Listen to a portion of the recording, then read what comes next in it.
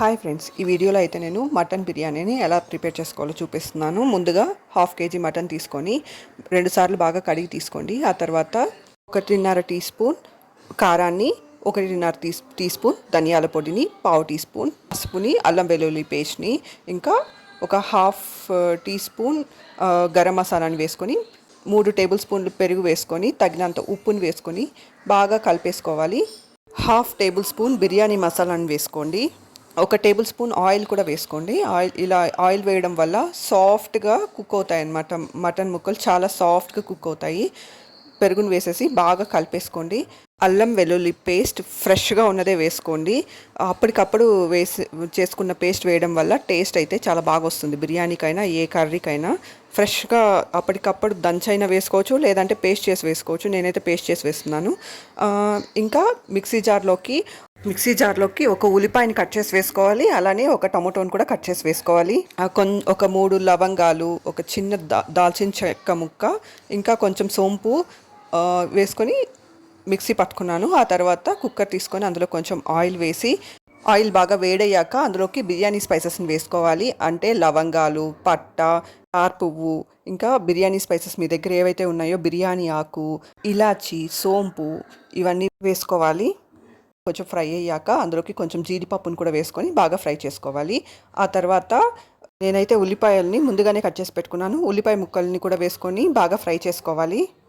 ఉల్లిపాయ ముక్కలు బాగా ఫ్రై అయ్యాక అందులోకి కొంచెం అల్లం వెల్లుల్లి పేస్ట్, 1 టేబుల్ స్పూన్ అల్లం వెల్లుల్లి పేస్ట్ కూడా వేసుకొని బాగా ఫ్రై చేసుకోవాలి. అల్లం వెల్లుల్లి పేస్ట్లోని పచ్చివాసన పోయాక అందులోకి ఒక 2 టమోటోల్ని కూడా కట్ చేసుకొని వేసుకోవాలి. ఉల్లిపాయ ముక్కలు, టమోటో ముక్కలు తొందరగా ఫ్రై అవ్వడానికి సాల్ట్ కానీ యాడ్ చేసుకున్నారంటే తొందరగా ఫ్రై అయిపోతాయి అన్నమాట. తగినంత సాల్ట్ని వేసుకొని ఫ్రై చేసుకోవాలి. ఆ తర్వాత మనం ఆల్రెడీ పేస్ట్ చేసి పెట్టుకున్న ఆ పేస్ట్ని వేసేసి బాగా ఫ్రై చేసుకోవాలి. పేస్ట్లోని పచ్చివాసన పోయాక ఆల్రెడీ మ్యాగ్నేట్ చేసి పెట్టుకున్న మటన్ పీసెస్ని వేసేసి కొంచెం సేపు మీడియం హీట్లో పెట్టేసి కొంచెం సేపు బాగా ఫ్రై చేసుకోవాలి. కనీసం ఒక అరగంట సేపు అయినా మ్యాగ్నేట్ చేసుకోవాలి. మీకు టైం ఉంటే 1 అవర్ మ్యాగ్నేట్ చేసి పెట్టుకోండి. ఇక్కడ చూసారు కదా, ఇక్కడైతే ఆనియన్ పీసెస్ బాగా వేగిపోయాయి. ఇప్పుడైతే 3-4 పచ్చిమిర్చిని సన్నగా కట్ చేసుకొని ఫ్రై చేసుకుంటున్నాము. ఆ తర్వాత మిక్సీ జార్లో నుంచి పేస్ట్ని అయితే యాడ్ చేసేసుకొని ఫ్రై చేసుకుంటున్నాము. మిక్సీ జార్లో ఇలా డైరెక్ట్గా పేస్ట్ చేసి వేయడం వల్ల బిర్యానీలో రైస్తో పాటు కూడా ఈ మసాలా బాగా, ఈ ఫ్లేవర్స్ అంతా రైస్కి కూడా బాగా పడతాయన్నమాట. అలానే మీరు టమోటో ముక్కలు చేసేసి ఆనియన్ ముక్కలు చేసేసి వేసేసారంటే అది రైస్కి సరిగా పట్టదు. అందుకనేసి ఇలా కొంచెం పేస్ట్ చేసి వేసామంటే ఆ మసాలా స్పైసెస్ మొత్తం బిర్యానీ రైస్కి కూడా పట్టి బిర్యానీ చాలా బాగుంటుందన్నమాట.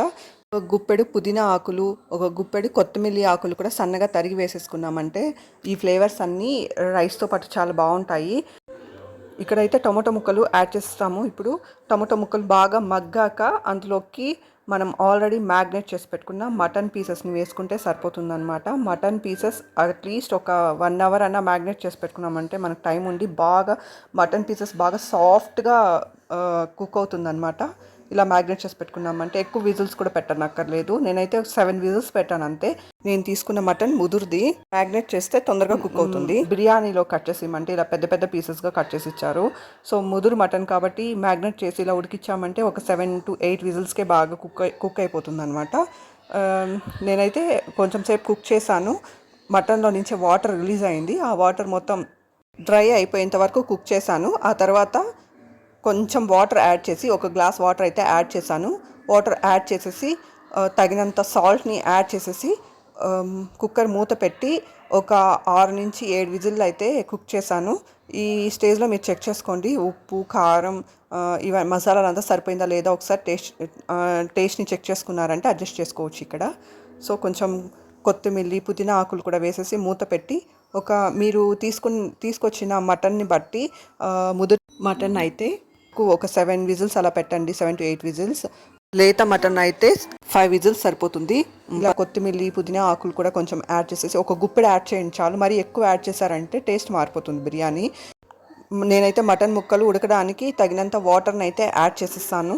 వాటర్ని యాడ్ చేసేసి మూత పెట్టేసి అయితే ఒక 7 నుంచి 8 విజిల్ అలానే పెట్టేశాను. నేనైతే సరిగ్గా కౌంట్ చేయలేదు, 7 నుంచి 8 అయితే వచ్చి ఉంటాయి. ఈలోపు బిర్యానీ రైస్ తీసుకొని నేనైతే ఇండియా గేట్ క్లాసిక్ అయితే తీసుకున్నాను. బిర్యానీలోకి చాలా బాగుంటుందన్నమాట. ఇండియా గేట్ క్లాసిక్ రైస్ ఒక 2 గ్లాసెస్ తీసుకున్నాను. 2 గ్లాసెస్ అంటే హాఫ్ కేజీ ఉంటుంది ఎగ్జాక్ట్లీ. హాఫ్ కేజీ మటన్ తీసుకున్నప్పుడు హాఫ్ కేజీ రైస్ తీసుకుంటే సరిపోతుందన్నమాట. ఇక్కడ చూసారు కదా, మటన్ అయితే చాలా సాఫ్ట్గా కుక్ అయింది. చూడండి, వాటర్ కూడా మరీ ఎక్కువ మిగలలేదు. నేనైతే రైస్ కుక్కర్లో నానపెట్టుకున్న బియ్యాన్ని ఇంకా మనం ఆల్రెడీ కుక్ చేసుకున్న మటన్ని వేసేసి నిమ్మకాయ ఒక హాఫ్ సరిపోతుందన్నమాట. ఒక అరచెక్క నిమ్మకాయని పిండేసి ఒక 2 టేబుల్ స్పూన్స్ గీని అయితే పైన యాడ్ చేశాను. ఈ ఫ్లేవర్ రైస్తో పాటు మిక్స్ అయ్యి బిర్యానీలోకి చాలా మంచి టేస్ట్ని ఇస్తుంది.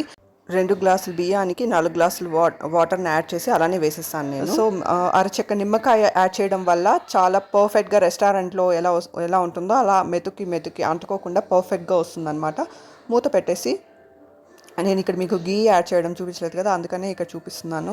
నేనైతే ఒక 2 టేబుల్ స్పూన్స్ యాడ్ చేశాను. ఒక 20 మినిట్స్ కుక్ చేశారంటే చూసారు కదా, పర్ఫెక్ట్ బిర్యానీ రెడీ అయిపోతుంది అనమాట. మెతుక్కి అంటుకోకుండా మీరు హోటల్లో ఎలా ఆర్డర్ చేస్తే వస్తుందో అలా పర్ఫెక్ట్ బిర్యానీ వస్తుంది అనమాట. గీ కూడా మంచి ఫ్లేవర్ని ఇస్తుంది. చూసారు కదా, healthy and tasty biryani ready అయిపోయిందనమాట. రెస్టారెంట్కి వెళ్ళి ఎక్కువ మనీ స్పెండ్ చేసి తినడం బదులు ఇలా ఇంట్లోనే ప్రిపేర్ చేసుకొని తినొచ్చు. Thanks for watching.